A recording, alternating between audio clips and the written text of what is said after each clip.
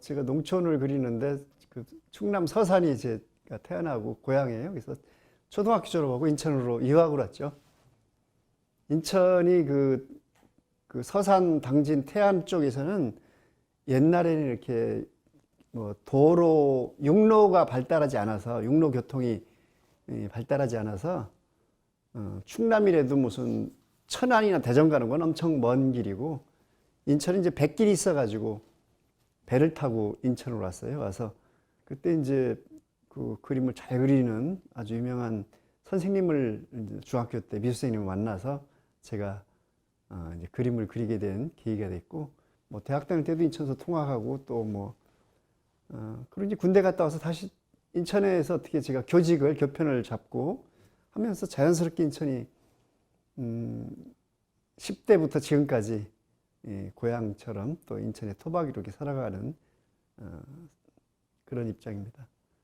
이제 인천 작가들도 다 제가 어렸을 때 만난 사람들부터 나중에 이렇게 또 성장해서 만난 분들도 다 또 인천에서 같이 활동하게 됐고,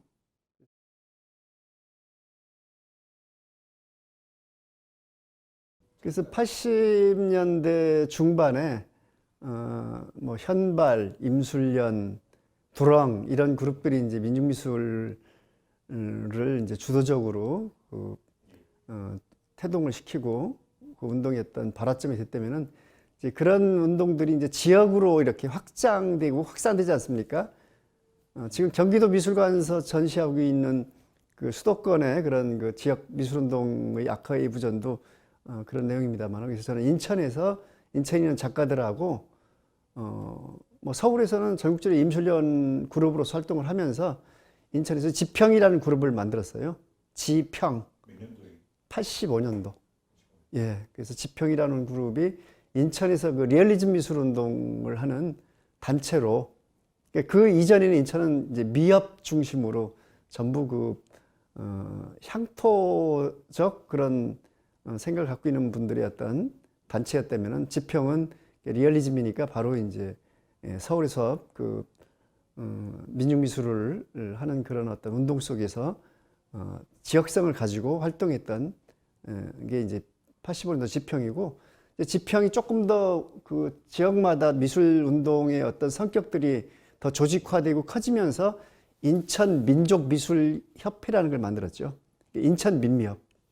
그래서 이제 지평과 그 당시 이제 갯꽃이라는 또 현장 미술패가 있었고, 그리고 진보적이고 그 당시 젊었던 80년대 그 학교를 다녔던 학생들, 그 졸업생들, 이런 그 사람들이 이제 인천에서 자연스럽게 그 인천 민미협에 같이 모여가지고 인천의 민중미술운동을 90년대 이후 현재까지 진행을 하고 있는 셈이죠. 그러면서 이제 인천 민족미술협의회가 더 확장된 거는 이제 인천민예총.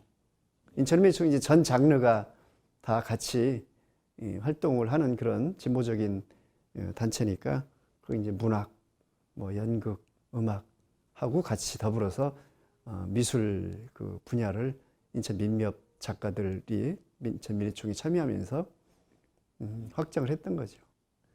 선생님 말씀하신 대로 오지리 사람들을, 그러니까 제 고향 사람들이 우리나라 농민의 어떤 전형성을 이제 제 고향 사람들 뭐를 이제 토대로 그분들을 통해서 농민의 어떤 농민상을 표현했다면은, 오지리라는 또 그 마을, 농촌 마을은 우리나라 농촌 현실의 어떤 또 전형성으로 그 대상으로 제가 작업을 했죠. 그래서 오지리, 한국 농촌 현실이 오지리였고, 그 농촌 현실에서 열악한 노동과 그런 그 황폐화되는 농촌의 현장에 있었던 분들은 오지리 농부들이었고, 이제 그런 그 토대에서 제가 오지리 사람들을 작업을 했다면은 그 오지리 한 사람 한 사람, 이제 뭐 저희 가족부터 한 사람 한 사람의 초상은 또 우리 농경 문화 속에서 한국 사회의 토대가 됐던, 지금 뭐 도시에 사는 뭐 되게 우리 또래의 모든 사람들이 다 농촌 출신 아닙니까? 그래서 그 사람들의 어떤 태동이 됐던 근원으로서 또 농촌이라는 그 농민들의 어떤 그 삶을 그렸고요. 그래서 제가 90년도에 그 농민들을 그리면서 주로 그 전에 민중미술, 뭐 임술련, 지평 이런 전시를 하면서 주로 인사동이나 도시에서 전시를 했잖아요. 뭐 화이트 큐브라는 그 미술 전문 전시장에서. 근데 그때마다 저는 늘 마음이 좀 이렇게 뭔가 부족함이 있었고 또 뭔가 흡족하지 않은 그런 생각들이 늘 있었는데, 그게 뭐냐면 제 그림이 농민들의 현장에서 그 농민들의 삶을 그리고 그걸 도시의 어떤 교양계층들에게 보여주고 소통한다는 게 좀 굉장히 저로서는 아쉽고 좀 부족한 부분이었거든요. 그래서 제가 90년도에 고향에 가서 오지리 사람들이란 전시를 열었어요.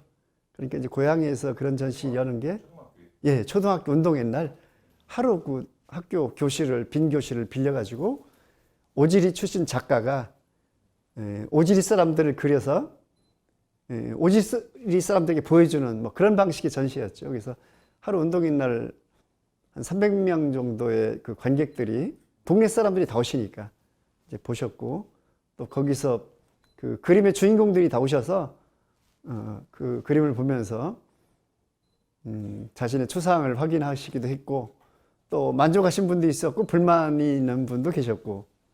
그 불만은 이제 되게 저는 이렇게 그림의 어떤 방식 자체가 노동하는 사람을 그리려면 뭔가 좀 강인한, 저로서 작가로서 강인한 어떤 전형성을 저는 잡으려고 그리다 보니까 아무래도 현장에서 일하는 모습, 또 태양광에서 그 강한 명암, 이런 것을 주로 이제 그림 속에 강조하다 보니까 그림의 주인공들은 좀 더 자신이 이렇게, 예, 멋있게 이렇게 좀 단정하게 그려졌으면은 더 그게 좋겠다는 생각이 있지 않습니까? 당연히 뭐 우리가 지금 이렇게 뭐 사진 찍고도 뭐 셀카 찍고 나쁘면 바로 삭제하듯이 똑같은 정서가 있는데, 그래서 그분들이 땀 흘리고 뭐 작업복 입고 심지어 추리닝 입고 일하는 그런 모습을 그리니까 어른들이 오셔가지고 왜 양복 입은 걸 그리지, 이렇게 좀 나의 초라한 모습을 그렸냐, 이런 어떤 아쉬움도 말씀하셨고요. 저로서는 좀 그게 작가로서의 어떤 작업에 대한 태도긴 했지만은 어쨌든 그 그림의 주인공이 만족하지 못했다는 것에 대한 어떤 죄책감이라고 할까, 그런 미안함이 남았습니다. 그래서 그 뒤로 제가 다음에 꼭 제가 정말 아름답게 그려서 보여드리겠다고 약속을 했는데, 그 약속을 지키지 못한 채 다 그분들은 이미 이승에서 다 떠나시고 세월이 많이 지났습니다. 예. 최근에 이제 푸대를 안 쓰다가 다시 이제 지지대 배경이 이제 그 시대에 사용됐던 거로 해서 지금 수입 개방에서 이렇게 그 미국 쌀이 이렇게 소비되고 하는 그런 현실까지 이렇게 바꿨으니까 초기에 제가 그 쌀푸대를 썼거든요.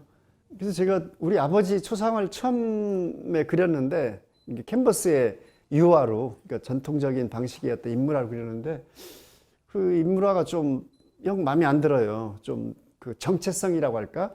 그 우리 아버지 어떤 삶의 어떤 표정이 그런 그 뭐 어떤 상징이 뭔가 좀 그냥 일반적인 어떤 인물화 같은 느낌이 들어서, 제가 이제 생각을 해보니까 아, 이분이 노동하고 이분이 평생 살아온 방식은 바로 이렇게 일하고 쌀 농사 짓고 쌀을 생산해서 소비하고 팔고, 이제 그런 어떤 경제적인 농촌 경제적 어떤 의미가 바로 쌀 소비 생산과 유통과 그런 어떤 맥락에 있는데, 그런 데서 한번 제가 재료를 또 이분의 어떤 초상을 한번 그런 방식으로 한번 작업을 해보자 하면서 찾은 게 1차적으로 쌀 포장지, 쌀 푸대를, 비닐 푸대, 정부 양곡 수매 푸대 위에 이제 그 초상을 그렸더니 상당히 제가 그렇게 실험을 했더니 굉장히 그 농부의 어떤 삶의 어떤 표정이 잔잔하게 좀 리얼하게 이렇게 그려졌어요. 그래서 그때 이제 그 재료를 농부와 농부들이 경제적 어떤 그 삶의 가장 기본이 되는 쌀푸대와 같이 결합을 시켜서 이제 오지리스 사람들의 초상을 그리기 시작한 거죠.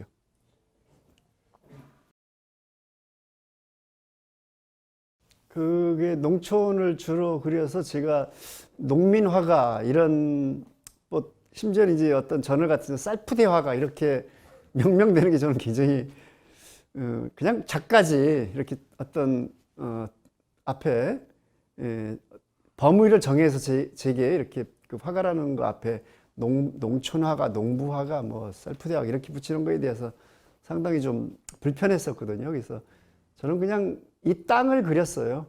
그게 농촌이든 또 우리 국토의 그 백두대간에 이어지는 그 우리 삶의 근원인 그런 거대한 그 땅이든 거기서 일하는 그 농부들이 일하는 그 작은 그 밭이든 이런 어떤 땅이 바로 우리가 살아온 그 어떤 근원의 어떤 노동과 그 삶의 어떤 근원인 그 대상으로 땅을 그렸고 그 땅은 바로 우리 땅인데 지나고 보니까 저는 한 번도 이렇게 서양의 어떤 모더니즘의 형식은 취했대 그 작업의 어떤 내용이나 주제는 우리가 살아온 어떤 그 사람들, 우리 시대에 같이 살아온 사람들, 그 살아오면서 있었던 그런 어떤 역사적 상처들, 주로 이런 것을 주로 제가 작업을 해서 우리 땅의 어떤 사회적 약자, 뭐 경제적인, 정치적인 약자들의 입장에서 제가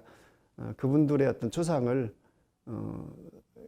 좀 더 나은 어떤 삶, 나은 그분들에게 좀 아름답고 그분들이 어떤 중심이 되는 세상을 위해서 만들어지는 그런 어떤 생각을 하면서 제가 내 땅을 그리지 않았나, 사회적 어떤 약자나 소수자에 대한 어떤 삶을 바탕으로 그리지 않나 그런 생각이 듭니다.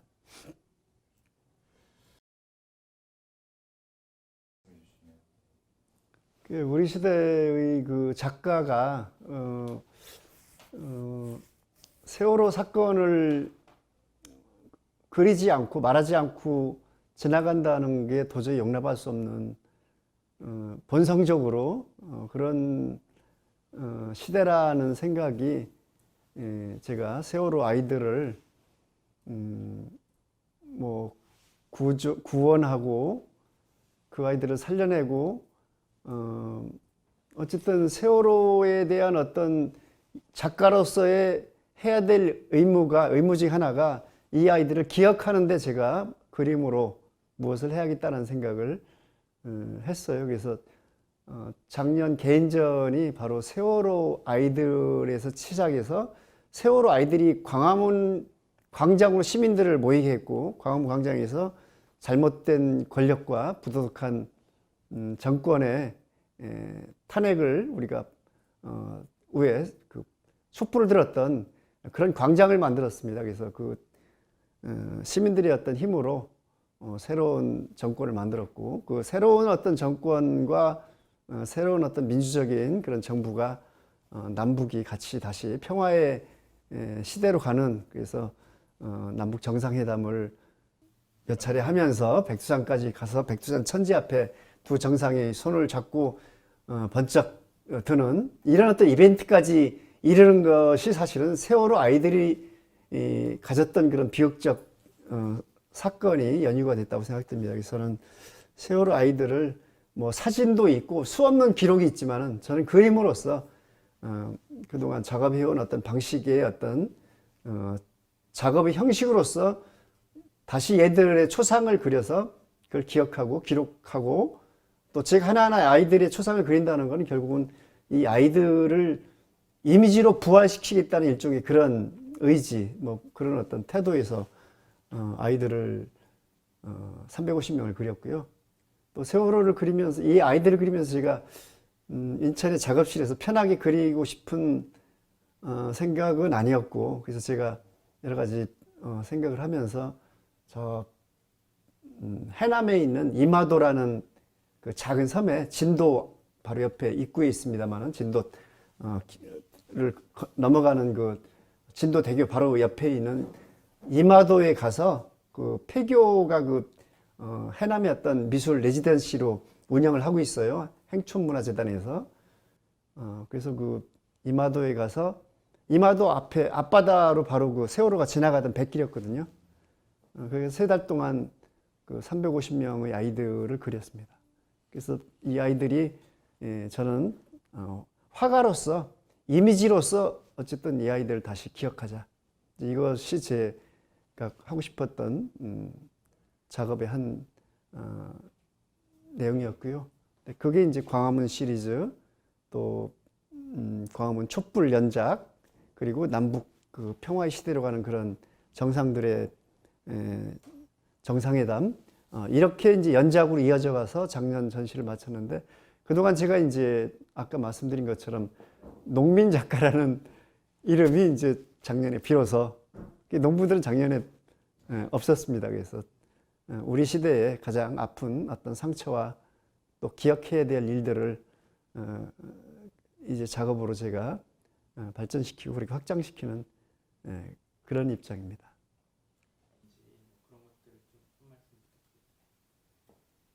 제가 해온 작업이 그 농촌을 농촌에서 출발해서 그 시대마다 그 세월마다 있었던 어떤 여러 가지 우리 땅에서 일어났던 어떤 문제들, 뭐 예를 들어서 뭐 미군 기지 대출이 미군 기지 확장할 때 그 현장에서 또 예술가들이 미군 기지 확장 반대를 외치는 뭐 그런 어떤 그 현장 작업들, 뭐 이런 것들이 이제 지금 뭐 세월호에서 광화문 광장, 촛불 광장까지 그렸듯이, 저는 그 시대, 제가 살아가면서 앞으로 그 어떤 그 시대의 어떤 모순, 시대에 제가 거역할 수 없는 그런 건강한 일들을 위해서 제 작업이 떠나지 않고 일종의 리얼리즘의 그런 정신으로 계속 작업을 할 생각입니다.